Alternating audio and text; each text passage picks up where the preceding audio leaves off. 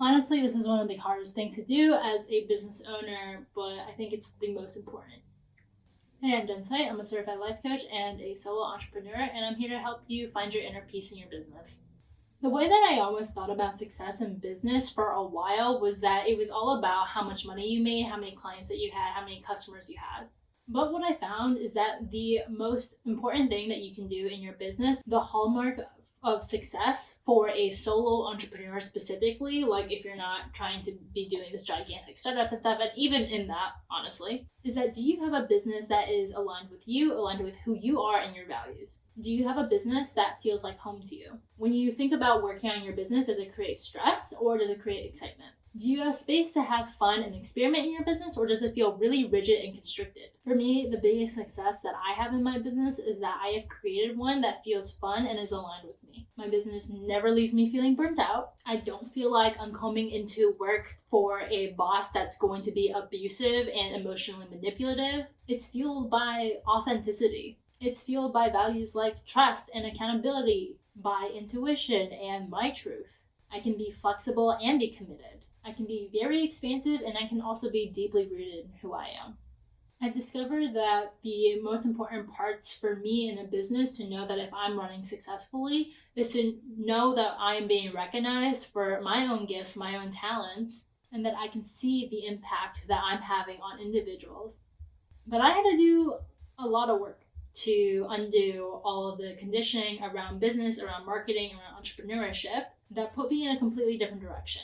And it made me think I was working harder. It made me think that I was going to be more successful doing it this way. It made me think that this was the right way to do everything in business, but it wasn't. I have a minor in entrepreneurship from USC, and I've also worked with many business coaches. I see marketing for business coaches and marketing for coaching in general. And I also see all the clickbaity titles on YouTube that's like how much I made in a month and how you can do this and how to have like 17 different streams of income. How to have passive income, should you invest in crypto, and all this other stuff. And I believe that there's a way that works for everyone.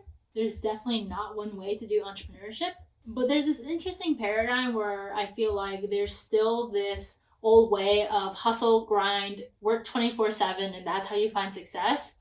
Trying to be this paradigm also of you can work like 2 hours a week and make all this money. And the way that they are interacting with each other does not feel aligned. So I'm just going to tell you what my experience has been like. When I first started my business, I was bombarded with startup culture because I was being taught it. And, I think it's very important to kind of learn what's out there and see what has worked for people. But it's not ever taught to be your own sovereign person. You're not necessarily encouraged to do it your way and the best way. You're encouraged to do the exercises and to create a business based off of the business model canvas, based off of lean startup, based off of, what are the KPIs and who's your target market and what is the TAM, SAM, SOM and like all this other stuff. Again, I get this from maybe like startup culture if you're trying to build this like app for somebody. But when you're starting off as a solo entrepreneur, which is where I think a lot of this economy is going, is we're going to see a lot more creators just being their own independent people, a lot of individual healers, psychics, coaches, whatever, artists, creators, like all these people are just being individual businesses. That is not the way that you want to start. I remember being bombarded with multiple ideologies of what is the best way to be a coach. How do you get to your 6-figure month like immediately? This is how I made 100K with one course that I don't have to do any work for. And there's this illusion that you're sold right off the bat of making a ton of money doing no work whatsoever. Or you're being sold this illusion that it's going to take at least 5 years and you're going to have to put in work 24/7 and you're not going to see anything from it. So for me, I know that I was kind of primed to think like, okay, well, how can I get, 100K the fastest? How can I get my first client the fastest? How can I figure out what my ideal clients are thinking right now? How can I exploit their pain point and talk to them? And I think a lot of it was that the language that was being used did not resonate with me. A lot of it was about the best, the fastest, the most efficient. And for me, I know it kept me in a lot of analysis paralysis and a lot of difficulty trying to make decisions. It made me question my own thoughts and my own, genius and look towards the outside to try to find advice, opinions, mentorships, and whatever, and listen to what they were saying because it was like, well, if they already got there, then they should know better than me, right? So then I should listen to them. Now, there's nothing wrong with mentorship. I'm not trying to knock that, but it's that we're not typically taught to trust our own opinions and our own intuitions first, and to see ourselves as somebody who knows what is going to work, trust our own desires, trust our own experiments first, and then just kind of listen to what other people have to say as potential experiments for us to try, or just other perspectives to try on. We think that they're right, we're wrong, they're better, we're worse, that they're superior and we are inferior. And this hierarchy that we create in our brains make it so that we're always fighting our own intuition, and we're always leaning on, well, what would this person do? What would they do? How would they think? That is a surefire way to guarantee that you will never be at peace. I had to peel back a lot of those layers in order to find where I was filtering my own thoughts and my own ideas through other people's lenses. Even something like, oh, well, how much should I charge? It was like, how much should I charge? Right? Oh, maybe I can look online and filter through, well, what are other people saying? What do I think is instead of thinking like, what do I think is fair, or what do I want to charge? What do I want to be recognized for? And how can, what do I find valuable, and how much would I pay for this? It was almost like, well, what would other people think? What would they think about this? What would they say about this? What is this person charging? What does this person say about how to price? And it created all this drama. Another thing that took me a little bit to build was this idea that I'm an expert, and this idea that I am a professional at what I do. I mean, life coaching is like the butt of a lot of jokes. And I know that also a lot of people are uncertified or are just calling themselves life coaches, and they're just giving advice, which is not what a coach does. A coach is supposed to help you make decisions. They will help you open up your perspective. They help you get deeper into your own relationship with yourself and know yourself better. That's the way that I coach, and that's my perspective. And again, just like the way that you're raised, the way that our culture has been brought up, and the way that kind of even teaching has become is trying to be like this other person, trying to get ahead, try to model off of what this person has already done, who this person is and how they act, and then try to be like them, or try to be a more successful version of them. But if you're basing who you are based off of somebody else, you're never going to be yourself. And when I was kind of struggling with this, it created this need, this like desire to get like every single certification out there. I was like, I never know enough. I don't know enough. Who's going to hire me? Also, I was like 20 when I first started my business. So yeah, I had a lot of imposter syndrome of like, who's going to hire a 20-year-old? And I kept filtering who I saw myself as through outside opinions, through what I thought other people would see. There's this great Buddhist quote that I say all the time, and it's that I am not who I think I am. I am not who I think you think I am. I am who I think you think I am. Which is literally saying we do not see ourselves based off of who we believe we are ourselves to be. We don't even see ourselves based off of what other people see us to be. We see ourselves as who we perceive other people to be perceiving us to be. We're always trying to look at ourselves through what we believe other people are seeing us as. And the reason why it's never accurate, and that's why it's a shit way to think, is because we never really know how anybody else is going to see us. And it doesn't create space for us to get to know ourselves. Because I knew, for example, that at 20, I had gone through a lot of shit already. That I had already been suicidal and anxious for a lot of my life, that I had dealt with generational trauma and my own personal trauma, that I had dealt with sexual assault, with burnout. I mean, I freaking think I had burnout since I was like in fourth grade. I think the entire way that I've lived my life had only been based off of working hard and burning myself out. I had no concept of rest. I thought rest was just sleep. And then I thought sleep was for the weak. And then I needed more time to like do more homework, or like, I needed to get ahead. And then all these other things I was doing was just a waste of time. I was literally primed to think that way. So I didn't know any other way to live until I did. Until before I turned 20, I studied abroad and I learned what it meant to actually feel like grateful, what it actually meant to feel alive, what it actually meant to have fun, and what that physically felt like for me. I learned how to take care of myself, as in not just like, oh, do my own laundry, cook for myself, whatever, but to identify what is it that I need, what is it that I'm feeling, and how can I give myself what I need, whether that is time alone, whether that is rest, whether that is some fun or joy, whether that is connection and genuine connection. How can I create that for myself if the only way that I've known how to connect is to try to be somebody that someone else would like, right? People pleasing. So all this stuff I had done before I turned 20, that was like my journey home to myself. That was just the beginning of it.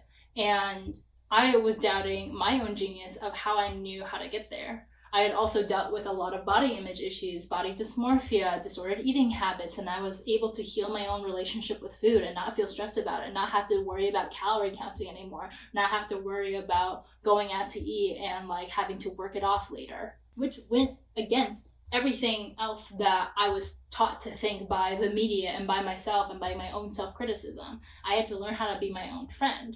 That was the wisdom that was there in me as a 20-year-old. And honestly, it was age-defying wisdom, but I was doubting it in myself because I'm like, oh, other people see 20-year-olds in college as somebody who just like goes and parties and goes drinks on the weekends and is making all these really terrible decisions and wasting their life and don't know what they want to do in life and blah, blah, blah, blah, blah. So I was filtering the way that I saw myself through all that bullshit, which obviously made me feel not super confident in myself, which did not allow me to feel like I could show up fully as myself and own what I know on social media, in my newsletters, with people, with adults. It didn't make me feel like I could help people who were older than me. And now, as somebody who has helped everyone from age 11 to 20 to 30 to 40s, even all the way up to their 60s, I can tell you that your ability to help somebody is not based off of your age. And that age does not guarantee experience. Trust me, there's a lot of people out there that is knocking all these youngins who are coming up on social media, all of Gen Z who have all these perspective and all these ideas and telling them that they don't know jack shit and they've been living the same miserable life that they've been living for the last 4 decades of their life. So the sooner that you learn to let go of what you think other people think of you and start seeing what is it that you're thinking about yourself, because that says more about it. What you're thinking about other people is really just what you're thinking about yourself, or what you're afraid that other people are going to see you as. And when you really get down to those deep layers of what is it that you're afraid of, what is it that you're doubting in yourself, what is it that you're resisting, and let go of it, the sooner that you're going to be able to discover your own personal power and how to capitalize on that. Now, the skill of being able to keep your own inner peace as you're running a business, and honestly just through life, comes a lot down to where are you shooting yourself and where can you stop shooting yourself? How can you undo all this conditioning, whether it's from your parents, from teachers, from society, from media, from yourself that you've told yourself over and over again, and start to question them, untangle those knots, and discover what is it that you want to do instead. Like in business, you hear that you should be consistent, that you should show up every day, that you should create a certain amount of content if you want to be successful as a content creator or on social media. You even hear that you should be on social media, that you have to be on social media if you want to grow in this day and age. I'm sure there are plenty of people who are thriving and building amazing businesses where they are not touching social media at all. You also hear all the time that you need to be innovative to be an entrepreneur. That's bullshit. You do not have to be innovative. All you have to do is know how to take action. Because if you think about it, there are so many innovations out there that were just built off of improving on something that was already built. There are so many people out there with ideas that they're like, oh my God, wouldn't it be great if somebody created this? Or oh, I have this great idea and someone should make this. But nobody's implementing those solutions. Nobody's actually acting on those ideas. I mean, everyone has had this thought oh, this would be such a great invention, or oh, I wish this existed. But did you actually do it? Did you actually take action? In the same vein, people have also thought, oh, I really want to do this. I really want to be an actor. I really want to be a creator. I really want to go into law. I really want to be a doctor. I really want to be my own boss one day. And it's are you going to wait for that one day to show up? Or is today going to be day one? Are you going to start learning now? Are you going to start preparing now? Are you just going to start doing now? The person who's most successful is not the person who has the greatest ideas, who's most innovative, who's always thinking in their heads. The person who's going to be more successful is going to be the person who believes that they actually can do it and take action on it. So in my business, I know for me, what stops me is what I should be doing. Oh, I should have an Instagram feed that looks like a checkerboard, right? And I spent so much time keeping this aesthetic, and I wouldn't post because I was oh, well, this idea is a TikTok reel or a video or a photo or whatever, and the next one has to be a quote of some sort. And I wouldn't create. because I'd be so caught up in like what it should look like. And instead, I had to start asking myself, well, what do I want? What is the actual intention of me posting? And if the intention of me posting is getting my message out there and helping as many people as possible, why do I give a fuck about what it looks like? And it sounds like such a simple thing. Like, obviously, you would just do what you want to do, right? But just think about all the ways that you live your life right now based off of what you should do or what you think is good or what you think is right. But it's actually opposing or blocking you from what it is that you want. It's making things harder for what you want. Another way that this showed up for me was actually really interesting because I was telling myself that I should not work at certain times. Like, oh, I should turn off my computer at this time, or like, I shouldn't be staying up to 2 a.m. working on my business. That's not good. That's not work-life balance. Like, that goes against what I say about like how I'm anti-hustle culture.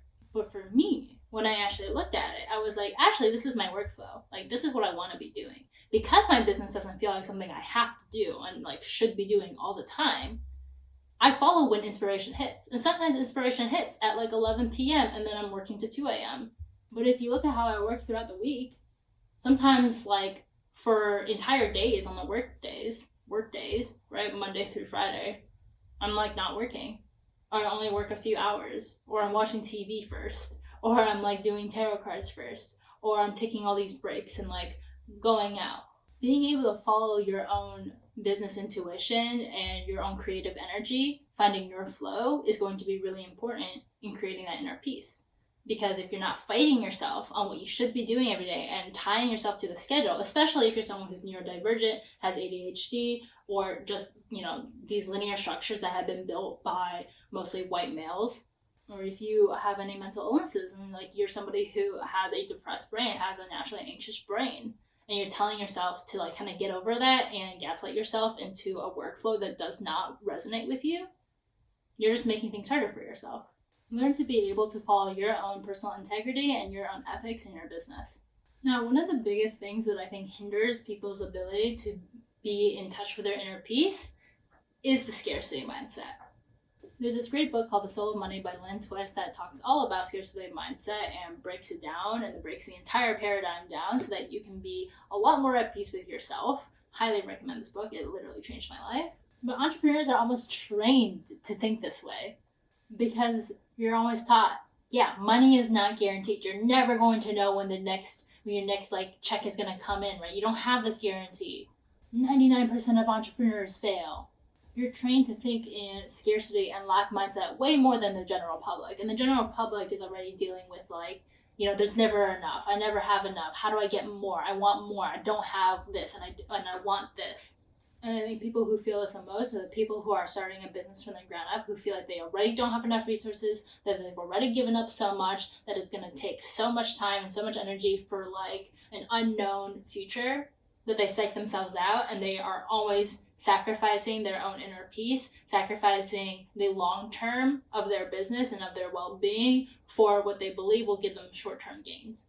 As a coach, if you do not know that there's going to be clients in the future, that you're going to be able to make more money in the future, that there's, hundreds, thousands, millions of people who are waiting to work with you, then you're going to be so caught up on that first no, for that first consult, for that first person who ghosts you, for that first person who says yes and then ends up not showing up after their first session.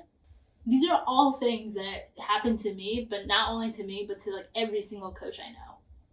If you cannot shift your perspective of scarcity and detach from your neediness of these people, you're never going to be at peace. And it's going to be so much harder to build this perspective that things are working for you and that things are working in your business, that what you are doing is enough and you do not have to work harder, do more, hustle more to get there. It actually allows you to take a step back, see where your mindset is, see where things are working, where they're not working, and be able to experiment from a place where your own self-worth is not attached to it, that your own security and your own stability in life is not attached to your business. And you make way better decisions from that place and are able to act in alignment with who you are and in congruence with where you want to be. Obviously, you don't have endless capital to be throwing at your business to make it work.